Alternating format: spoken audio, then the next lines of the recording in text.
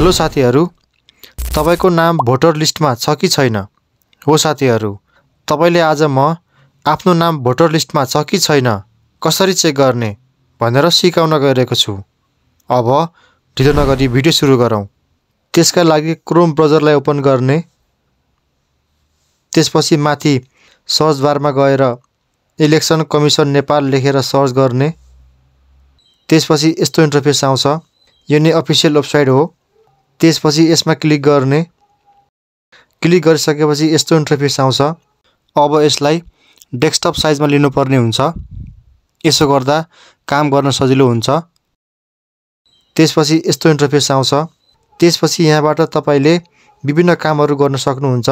जस्तै यहाँबाट तपाईले नयाँ भोटर आइडी का लागि अनलाइन फर्म भर्न सक्नुहुन्छ। यहाँबाट भोटर लिस्टमा आफ्नो नाम छ कि छैन भनेर चेक गर्न सक्नुहुन्छ। यहाँबाट निर्वाचन परिणाम हेर्न सक्नुहुन्छ। यहाँबाट ई-बुलेटिन हेर्न सक्नुहुन्छ। त्यसपछि हामी भोटर लिस्टमा आफ्नो नाम छ कि छैन भनेर चेक गर्दै छौं, त्यसैले हामीले यसमा क्लिक गर्ने। त्यसपछि यस्तो इन्टरफेस आउँछ। त्यसपछि यहाँ 2082 कार्तिक 16 गते सम्मको विवरण दिएको छ। अब तपाईले यहाँ आफ्नो विवरण भर्नुपर्ने हुन्छ।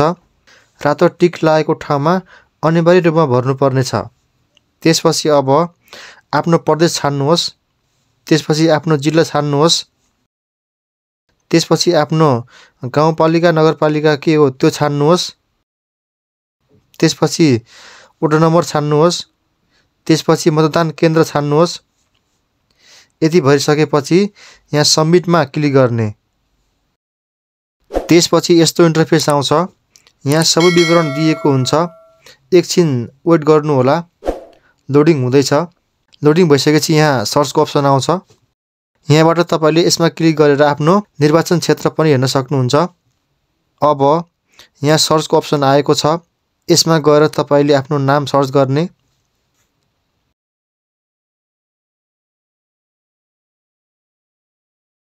त्यसपछि तलपट्टि तपाईको नाम देखाउँछ। त्यसपछि आफ्नो नामको छेउमा बुवा आमाको नाम पनि चेक गर्ने। त्यसपछि फेरि छेउमा मतदाता विवरण दिएको छ, त्यसमा क्लिक गर्ने। क्लिक गरिसकेपछि यस्तो इन्टरफेस आउँछ।